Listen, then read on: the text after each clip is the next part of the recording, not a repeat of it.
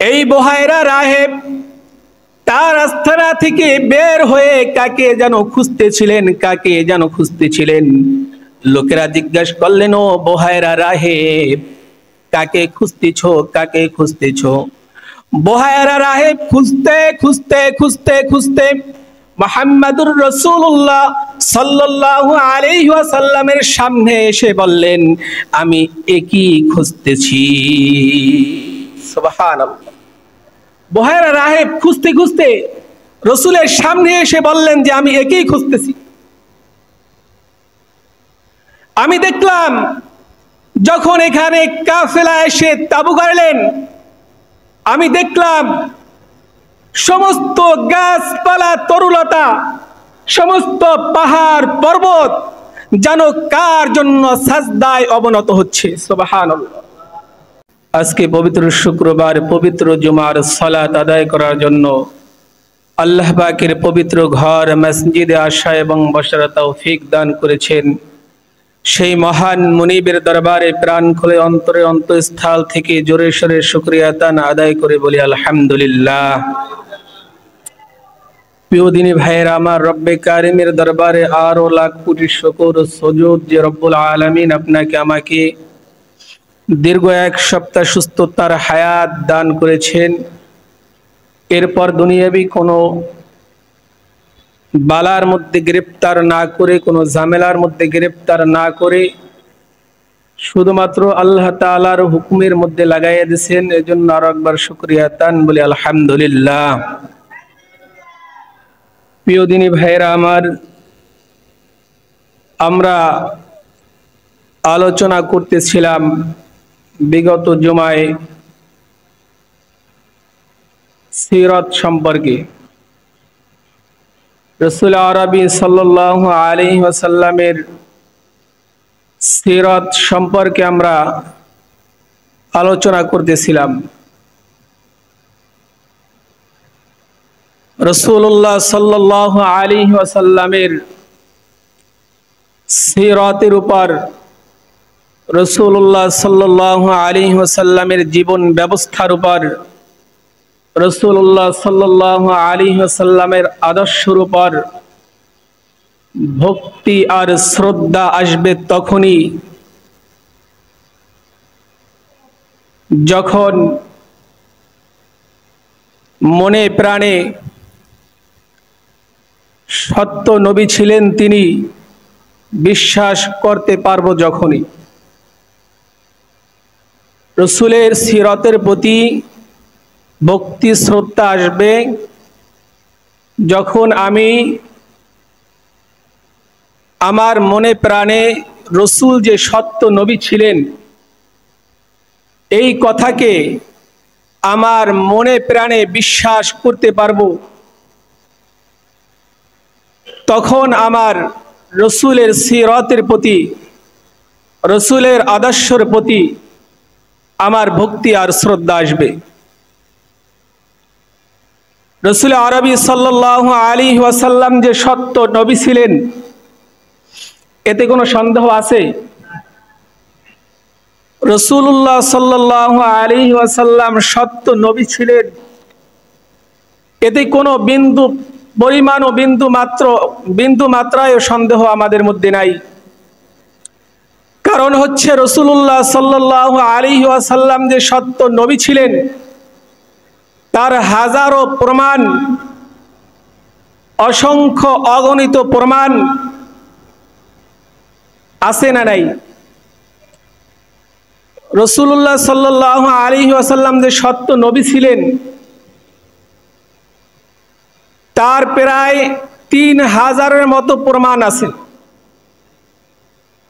উলামায়ে কেরাম এ সম্পর্কে কিতাবাদি লিখেছেন, এর মধ্যে প্রায় 3000-এর মতো রাসূল আরবি সাল্লাল্লাহু আলাইহি ওয়াসাল্লাম যে সত্য নবী ছিলেন এর প্রমাণ প্রায় 3000-এর মতো লিপিবদ্ধ করেছেন। তার মধ্যে সর্ব উল্লেখযোগ্য প্রমাণ হচ্ছে আগের যুগের আসমানি কিতাব সমূহ। আগের যুগের আসমানি কিতাব সমূহ হচ্ছে সব থেকে উল্লেখযোগ্য একটি প্রমাণ। কারণ আগের যুগের আসমানি কিতাব সমূহের মধ্যে রাসূলুল্লাহ সাল্লাল্লাহু আলাইহি ওয়াসাল্লাম যে দুনিয়াতে আসবেন,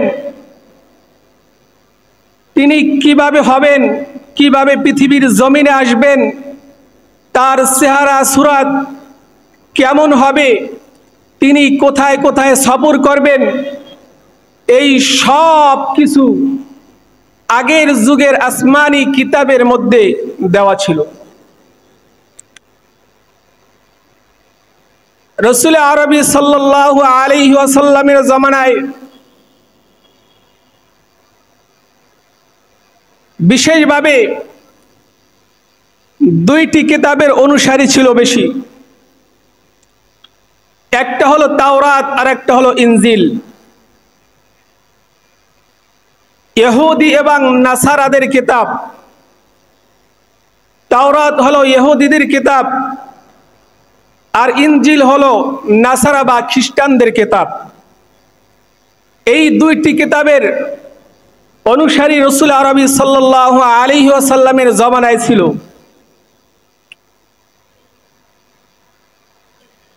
এই দুই কিতাবের মধ্যে রাসূলুল্লাহ সাল্লাল্লাহু আলাইহি ওয়াসাল্লাম দুনিয়াতে আসবেন এবং তার আকৃতি কেমন হবে, তিনি কোথায় কোথায় যাবেন, এক কথায় সমস্ত কিছু বিস্তারিত এই কিতাবের মধ্যে দেওয়া ছিল।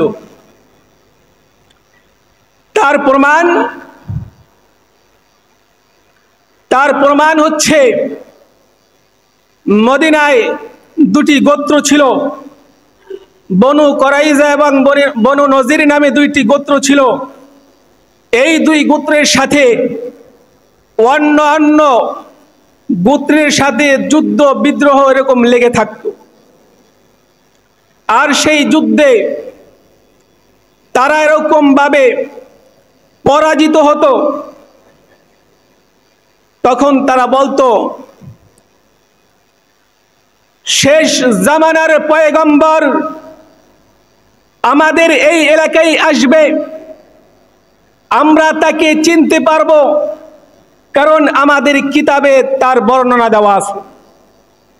কারণ আমাদের কিতাবে তার বর্ণনা দেওয়া আছে, আমরা তাকে চিনব, আমরা তাকে চিনে আমরা সবাই তার অনুসারী হয়ে যাব এবং তোমাদের বিরুদ্ধে যুদ্ধ করব, তোমাদের বিরুদ্ধে যুদ্ধ করে তোমাদেরকে পরাজিত করে দেব, আর আমরা বিজয়ের ঝান্ডা হাতে নেব।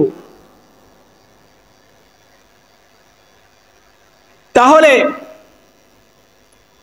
বোঝা গেল এই কথার দ্বারা তাদের কিতাবে রাসূলুল্লাহ সাল্লাল্লাহু আলাইহি ওয়াসাল্লাম যে আসবেন তার বর্ণনা ছিল। প্রিয় ভাইয়েরা আমার, এরপরে যখন সেই নবী এসে গেল, আল্লাহ সুবহানাহু ওয়া তাআলা বলেন, ফালাম্মা জাআহুম মা আরাফু কাফারু বিহি, যখন সেই নবী আসলো যাকে তারা চিনত, এই নবীকে তারা অস্বীকার করে বসলো। নবীকে তারা চিনত কি চিনত না? কিভাবে চিনত? তাদের কিতাবে বর্ণনা দেওয়া ছিল। নবী যখন আসলেন, আল্লাহ বলেন তারা অস্বীকার করে বসলো। তারা অস্বীকার করলো। কেন অস্বীকার করলো? অস্বীকার করার কারণ হচ্ছে তারা চিন্তা করেছে, এখন যদি আমরা ইসলামের ছায়াতলে আসি, আমরা যদি তার অনুসারী হয়ে যাই, তাহলে আমাদের হাদিয়া তোহফা বন্ধ হয়ে যাবে, আমাদের ভক্তবৃন্দ আমাদের থেকে ছুটে যাবে, আমাদের থেকে চলে যাবে। এই কারণে তারা মুহাম্মদুর রাসূলুল্লাহ সাল্লাল্লাহু আলাইহি ওয়াসাল্লামকে অস্বীকার করলেন। যাকে তারা চিনতেন তাকে অস্বীকার করলেন। আপনার আমার নবীকে ইহুদি নাসারারা কেমন চিনতো? আল্লাহ সুবহানাহু ওয়া তাআলা অপর এক আয়াতের মধ্যে বলেন, আল্লাযীনা আতাইনাহুমুল কিতাব ইয়ারিফুনাহু কামা ইয়ারিফুনা আবনাআহুম। আল্লাহ তাআলা বলেন, নবীকে তারা এমন চিনতো যেমন তাদের পুত্রদেরকে তারা চেনে, যেমন তারা তাদের পুত্রদেরকে, তাদের ছেলেকে তারা চেনে, তেমন নবীকে তারা চিনত। এই কথার প্রমাণ কি? তাদের মধ্যে একজন পণ্ডিত ছিলেন আব্দুল্লাহ ইবনে সালাম। পরবর্তীতে এই আব্দুল্লাহ ইবনে সালাম মুসলমান হন।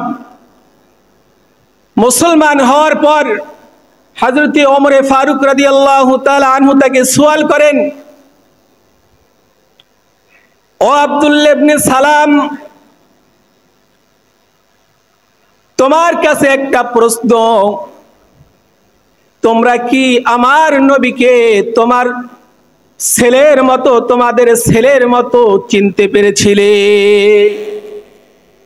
তোমরা কি নবীকে তোমাদের পুত্রদের থেকে চিনতে, পুত্রদের মতো চিনতে? তখন আব্দুল্লাহ ইবনে সালাম বলেন, নিজের পুত্রের ব্যাপারে অনেক সময় সন্দেহ হতে পারে, যেটা আসলে আমার পুত্র না, অন্য কোথা থেকে নিয়ে আসছে। সন্দেহ হতে পারে কি পারে না? নিজের পুত্রের ব্যাপারে সন্দেহ হতে পারে, লেকিন এই নবীকে চেনার ব্যাপারে আমাদের এতটুকু সন্দেহ হয় না। সুবহানাল্লাহ। এই নবীকে চেনার ব্যাপারে আমাদের এতটুকু সন্দেহ হয় নাই।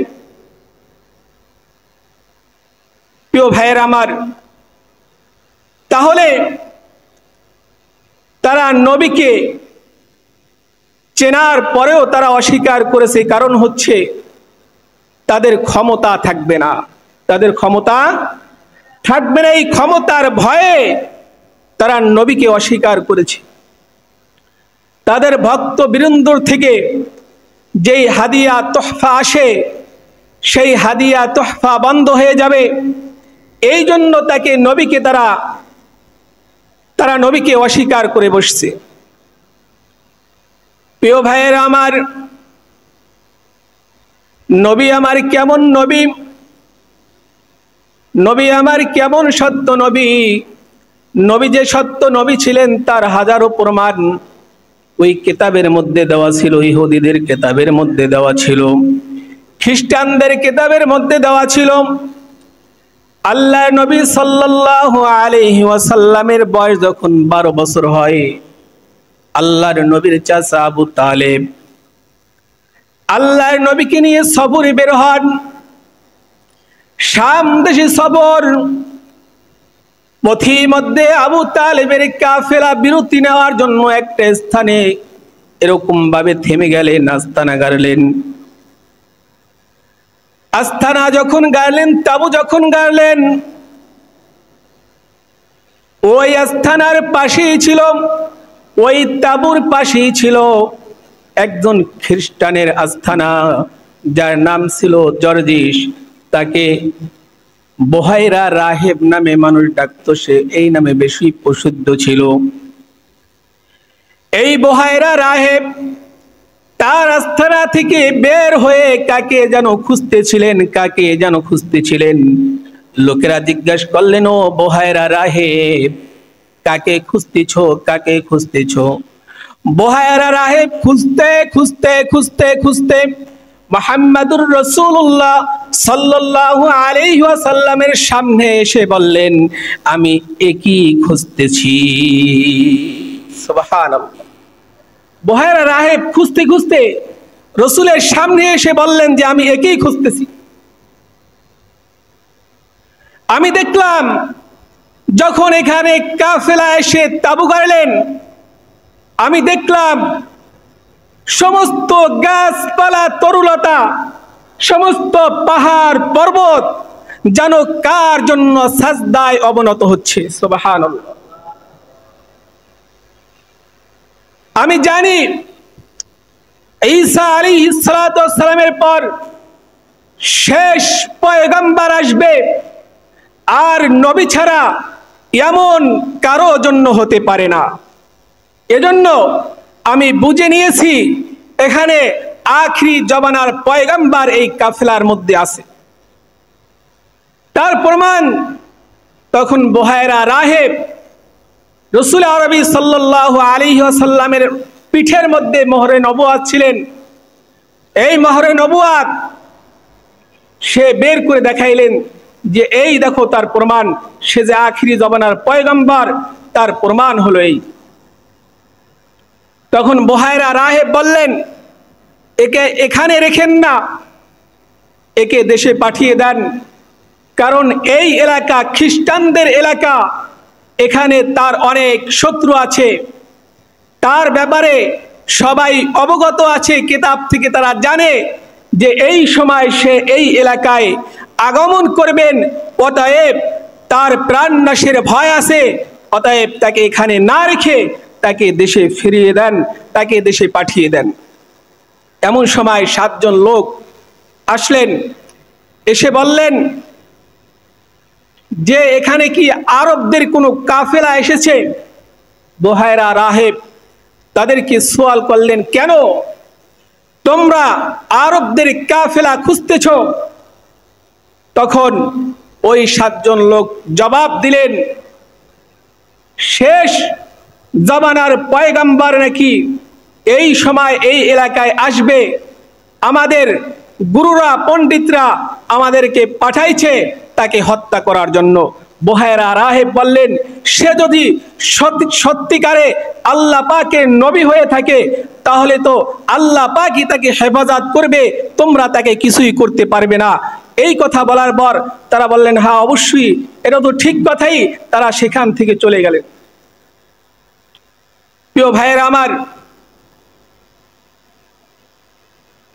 তাহলে আমরা বুঝতে পারলাম তাদের কিতাবে রসুল যে আসবে তার খবর ছিল, তার খবর ছিল। প্রিয় ভাইয়েরা আমার, এই খবর তাদের কিতাবে যে খবর ছিল রাসূলুল্লাহ সাল্লাল্লাহু আলাইহি ওয়াসাল্লামের সত্যতা প্রমাণের জন্য এটাই যথেষ্ট। এটাই কি যথেষ্ট? প্রিয় ভাইয়েরা আমার, শুধু তাই নয়, রাসূলুল্লাহ সাল্লাল্লাহু আলাইহি ওয়াসাল্লাম যে সত্য নবী ছিলেন তার আরো একটা প্রমাণ হচ্ছে যখন রাসূলুল্লাহ সাল্লাল্লাহু আলাইহি ওয়াসাল্লাম নবুয়ত প্রাপ্ত হলেন, রাসূলের কাছে যখন ওহী আসলেন, ওহী আসার পর রাসূলুল্লাহ সাল্লাল্লাহু আলাইহি ওয়াসাল্লাম ওহীর ভারে ক্লান্ত হয়ে পড়লেন, অনেক অসুস্থ হয়ে পড়লেন। রাসূলুল্লাহ সাল্লাল্লাহু আলাইহি ওয়াসাল্লাম ক্লান্ত অবস্থায় আম্মাজান খাদিজা রাদিয়াল্লাহু তাআলা আনহুর ঘরে চলে আসলেন। আম্মাজান খাদিজা রাদিয়াল্লাহু তাআলা আনহার ঘরে যখন আসলেন, আম্মাজান খাদিজা রাদিয়াল্লাহু তাআলা আনহাকে বললেন, ও খাদিজা, আমার ভয় হয়, আমার প্রাণ নিয়ে আমার ভয় হয়। খাদিজা রাদিয়াল্লাহু তাআলা আনহা রাসূলকে সান্ত্বনা দিয়ে বললেন, ওগো রাসূল, আপনার কোনো ভয় নাই, আপনাকে আল্লাহ ধ্বংস করবে না, আপনাকে আল্লাহ ধ্বংস করবে না। এরপরে আম্মাজান খাদিজা রাদিয়াল্লাহু তাআলা আনহা ওরাকা ইবনে নওফেল নামে একজন পণ্ডিত ছিল। এই খ্রিস্টানদের একজন পণ্ডিত ছিল ওরাকা ইবনে নওফেল। এই নওফেলের কাছে নিয়ে গেলেন। নওফেলের কাছে নিয়ে যাওয়ার পর রাসূলকে জিজ্ঞাসা করলেন, ঘটনা জিজ্ঞাসা করার পর রাসূল বিস্তারিত বললেন, জিবরাইল আলাইহিস সালাতু ওয়াস সালামের আসার ঘটনা সমস্ত কিছু যখন বিস্তারিত ওরাকা ইবনে নওফেলকে খুলে বললেন, ওরাকা ইবনে নওফেল বললেন, হাযান নামুসুল্লাযী নাযালা আলা মূসা। ও ভাতিজা, এ তো সেই দূত যেই দূত মূসা আলাইহিস সালাতু ওয়াস সালামের কাছে ওহী নিয়ে এসেছিল। অর্থাৎ তুমি নবুয়ত প্রাপ্ত হয়েছো, তুমি পয়গম্বর হয়ে গেছো। প্রিয় ভাইয়েরা আমার, রাসূলুল্লাহ সাল্লাল্লাহু আলাইহি ওয়াসাল্লাম যে সত্য নবী ছিলেন, কোরআনুল কারীমের মধ্যে তার আরেকটা জ্বলন্ত প্রমাণ রয়েছে। আল্লাহ রাব্বুল আলামিন বলতেছেন, وَإِذْ قَالَ عِيسَى ابْنُ مَرْيَمَ يَا بَنِي إِسْرَائِيلَ إِنِّي رَسُولُ اللَّهِ إِلَيْكُمْ مُصَدِّقًا لِمَا بَيْنَ يَدَيَّ مِنَ التَّوْرَاةِ وَمُبَشِّرًا بِرَسُولٍ يَأْتِي مِن بَعْدِ اسْمُهُ আহমদ। আল্লাহ তাআলা বলেন, স্মরণ করো ঈসা ইবনে মারইয়ামের কথা। ঈসা ইবনে মারইয়ামের কথা। ঈসা ইবনে মারইয়াম যে বলেছিল, ঈসা ইবনে মারইয়াম বলেছিল, ও বনি ইসরাইলের লোকেরা, আমি তোমাদের কাছে রাসূল হিসাবে প্রেরণ হয়েছি। আমি রাসূল হিসাবে তোমাদের কাছে এসেছি। আর তাওরাত কিতাব যে সত্য, এই তাওরাত কিতাবের সত্যায়নকারী হিসাবে আমি প্রেরণ হয়েছি। আর আমি প্রেরিত হয়েছি, আমার পরে একজন আসবে, একজন পয়গম্বর আসবে, যার নাম হবে আহমদ, তার সুসংবাদ দাতা হিসাবে। সুবহানাল্লাহ। যার নাম হবে আহমদ। এই আহমদ যে আসবে, এর সুসংবাদ দাতা হিসাবে আমি প্রেরণ হয়েছি, আমি প্রেরিত হয়েছি এর সুসংবাদ দাতা হিসাবে। প্রিয় ভাইয়েরা আমার, তাহলে রাসূল যে সত্য নবী ছিলেন, কোনো সন্দেহ আছে? জোরে বলেন, কোনো সন্দেহ আছে? কোনো সন্দেহ নাই। এই মিন বা'দ ইসমুহু আহমদ, এখানে একটা ঘটনা আছে। এই আহমদ নামটাকে ব্যবহার করেছিলেন গোলাম আহমদ কাদিয়ানী। কে? গোলাম আহমদ কাদিয়ানী। তিনি নবুয়তের, তিনি নবী দাবি করেছিলেন। তিনি যখন নবী দাবি করেন, নবীর পরে আল্লাহ নবী তো বলে গিয়েছেন, আনা খাতামুন নবিয়্যিন লা নবিয়্যা বাদি, আমি শেষ নবী, আমার পর আর কোনো নবী আসবে না। কিন্তু রাসূলুল্লাহ সাল্লাল্লাহু আলাইহি ওয়াসাল্লাম যখন ইন্তিকাল করেন, এরপরে এই গোলাম আহমদ কাদিয়ানী ইনি বলেন যে আমার কথা কোরআনে আছে, আমি নবী। তখন ওই জমানায় যেমন কুকুর তেমন মুগুর। ওই জমানায় একজন আল্লাহওয়ালা লোক ছিলেন, যার নাম ছিলেন আতাউল্লাহ। কি নাম ছিলেন? আতাউল্লাহ। এই আতাউল্লাহ তার সাথে বসলেন। বসার পর বললেন, কিভাবে তুমি নবী হতে পারো? বলে, আমার নাম কোরআনে আছে আহমদ, এই জন্য আমি নবী, আমি গোলাম আহমদ। তাইলে তোমার ওই যে গোলাম, এটা কেন? এটা হলো আমার টাইটেল। তখন আতাউল্লাহ বললেন, তাহলে তুই যদি গোলাম, যদি তোর টাইটেল হয়ে থাকে, আর আহমদের কারণে যদি তুই নবী হও, তাহলে আমি আতাউল্লাহ, আতা হলো আমার টাইটেল, আর আমি আল্লাহ হয়ে তোর মতো বেঈমানকে আমি নবুয়তি দেই নাই। যেমন কুকুর তেমন মুগুর। প্রিয় ভাইয়েরা আমার, তো আমরা যে আলোচনা করতেছিলাম, আমার নবী সত্য নবী, কোনো সন্দেহ নাই। এ কথা মনে প্রাণে বিশ্বাস করতে হবে। শুধু মুখে বললেই হবে না, অন্তরে একেবারে পুরাপুরি ঢুকাইতে হবে। যদি আমরা এটা ঢুকাইতে পারি তাহলেই রসুলের আদর্শের প্রতি, রসুলের সিরতের প্রতি আমাদের ভক্তি আর শ্রদ্ধা আসবে। রসুলের সিরতকে অনুসরণ করতে আমাদের আর কষ্ট হবে না। কথা বলেন ঠিক নেবে ঠিক? প্রিয় ভাইয়ের আমার, আল্লাহ পাক আমাদের সকলকে সহি সমঝ দান করুক। সকলে বলি